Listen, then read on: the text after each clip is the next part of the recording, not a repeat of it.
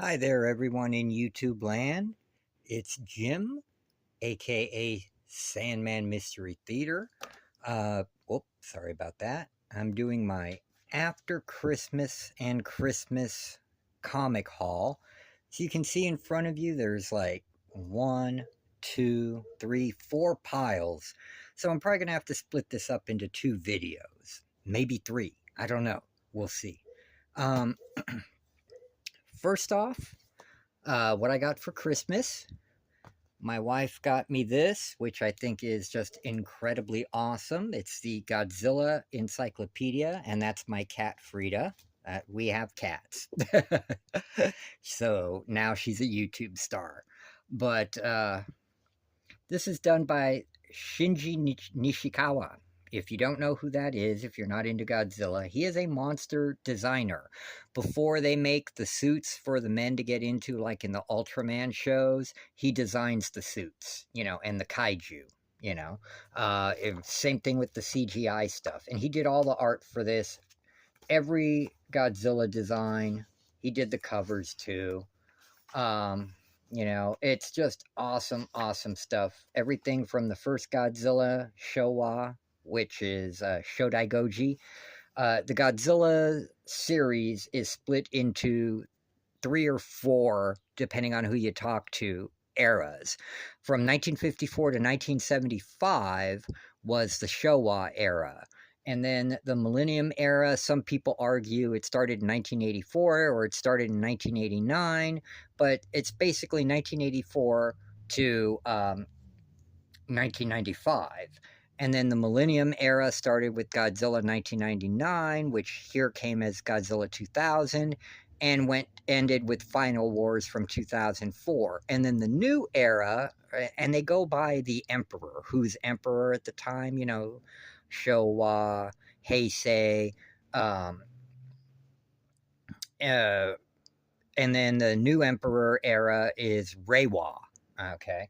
And that covers all the new stuff that's come out, like Shin Godzilla, Singular Point, the animation, those three horrible Godzilla anime movies, all that stuff.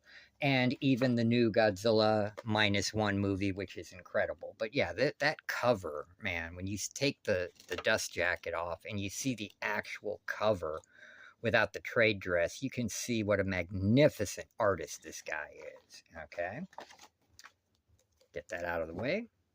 And then, yes, my big boy here, the Doom Patrol Omnibus, Grant Morrison and Richard Case. This is everything for the Grant Morrison run, which is the TV show based on,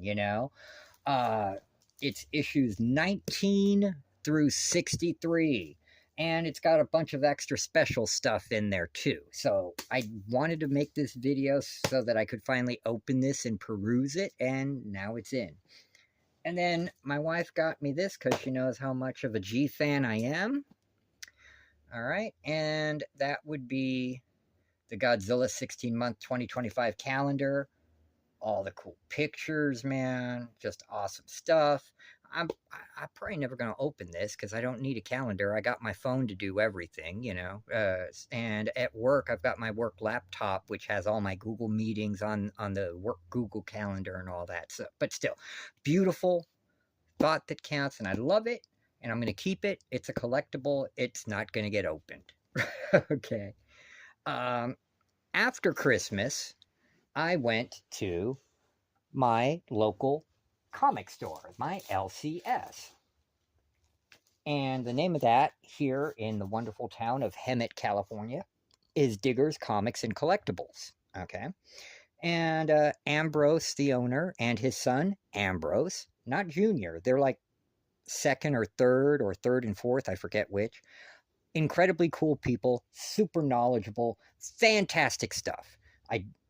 Since I had the extra money from Christmas, I dug through the dollar bins, I dug through the back issues, and I did grab some stuff off the new issue racks as well, and the half off trade paperbacks. I'm going to show all that now.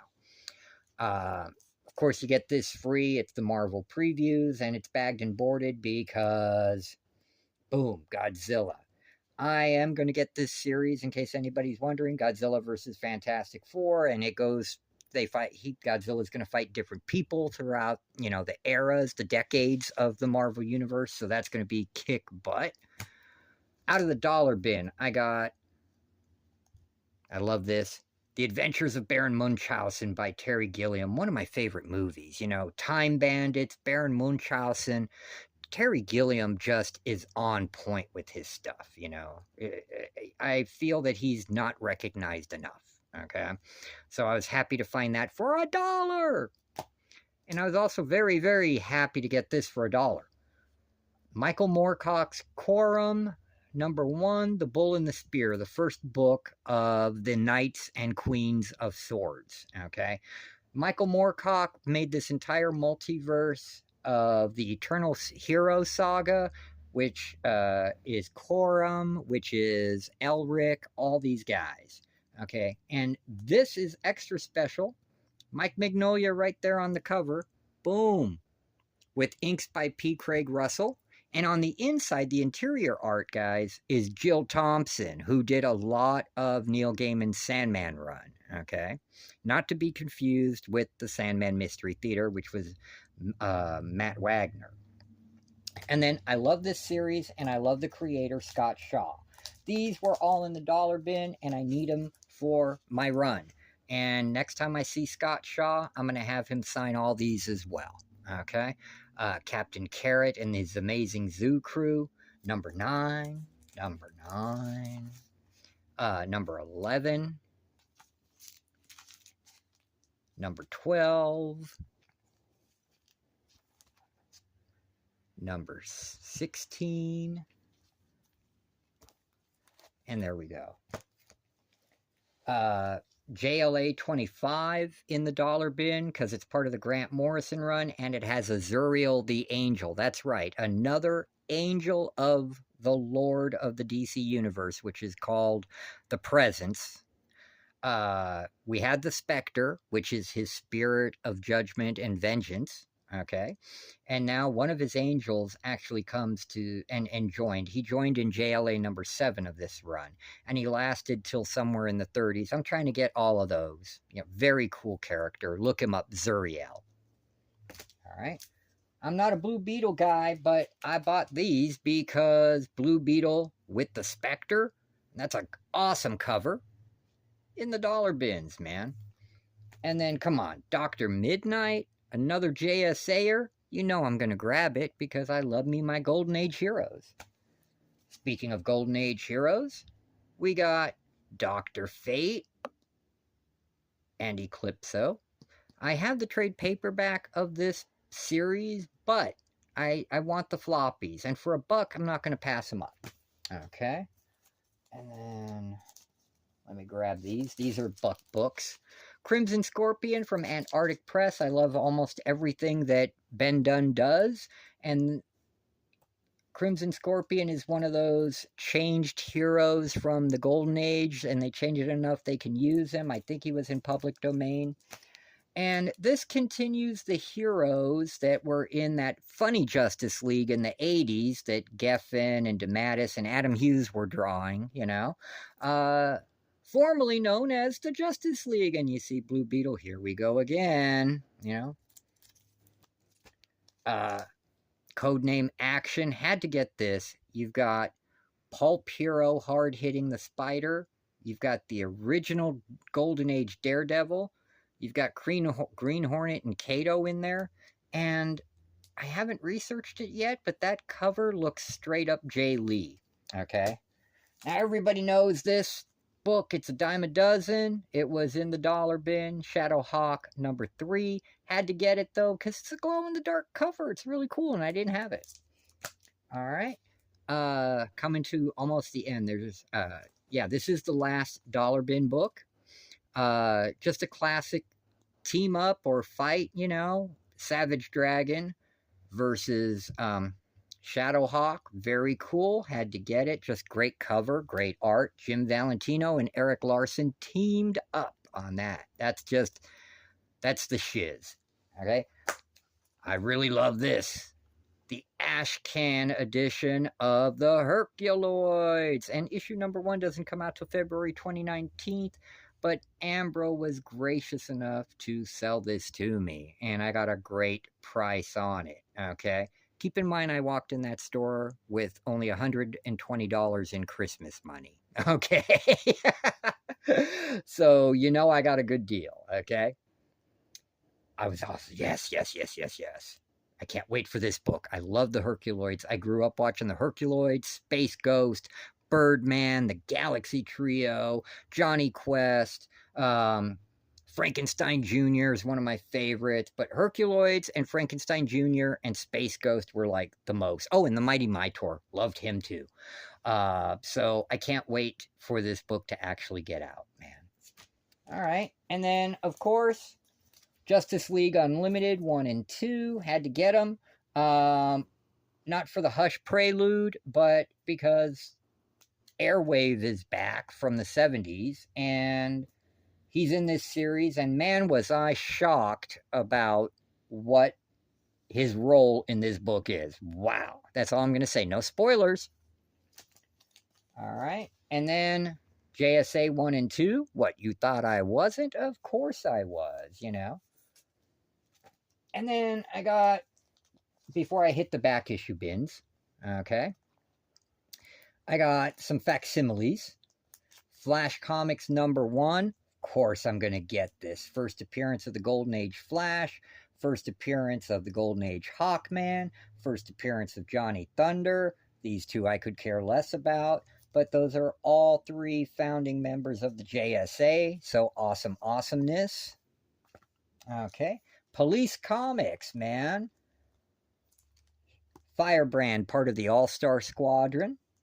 First appearance of Plastic Man. First appearance of the Human Bomb, who we all know is part of the Freedom Fighters, another Golden Age team. First quality appearance of Phantom Lady. This is not the Matt Baker version, it's the one we see in DC. All right.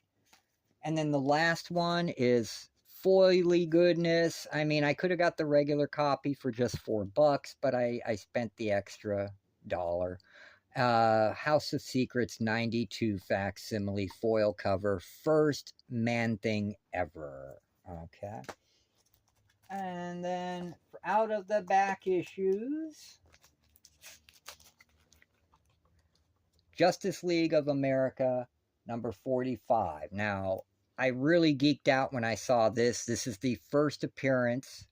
It is low grade. Yeah, it's missing this there, and it's dirty. I got to clean and press it, But for $3, guys, great deal. That's what I'm saying. When I dig through Ambrose's bins, I found the coolest stuff, man. And the Shaggy Man is a villain. Okay, imagine a giant Bigfoot, almost not kaiju size, but pretty big, like the original King Kong size, and almost similar strength and invulnerability to maybe Superman or John Jones. Really super powerful guy, man, the Shaggy Man, So to see a super powerful Bigfoot in here, I just thought that was really cool, and I had to get it, So boom, there you go. And for $3, hard to say no. And these you don't see every day. The Red Circle Comics group from the 70s, which was the offshoot of Archie, they tried to do hero books with Red Circle and also more mature titles like this, Chilling Adventures in Sorcery. It's very high grade, beautiful cover. I don't go in for the black magic stuff and all that, but, for $8, I couldn't pass it up. And I can't wait to read this. This looks awesome. It is a prestige format book, as they would call a thickie, okay? It is a one-shot. It's part of Elseworlds, and it's Justice League of America, The Age of Wonder, and it's a 100-page spectacular. It looks like all the heroes from the if they were in the Victorian age. I mean, you got the Golden Age Flash here. You've got the modern-day Starman, but he's Victorian. You got Superman, and you got Green Lantern. So that's going to be a fun read. This next one is purely cover by people. Look at that. Dr. Fate from Danger Street #9. I believe the last name is writer is King, so it's probably Tom King. So I probably don't care about that because I'm not a big Tom King fan. But this was a pure cover by. Gorgeous, gorgeous Dr. Fate cover. Only thing I wish would have made it like a 10 out of 10 is if the Mystic Onks that he cast to do his spells were glow in the dark. That would have been off the hook. All right. Last comic book out of the back issue bins was Jay Werner Presents Classic Pulp Sci-Fi. These are all older sci-fi stories from the 40s and 50s, digitally remastered and recolored, but they're the original stories. And so I grabbed it at cover price. I had no problem with that.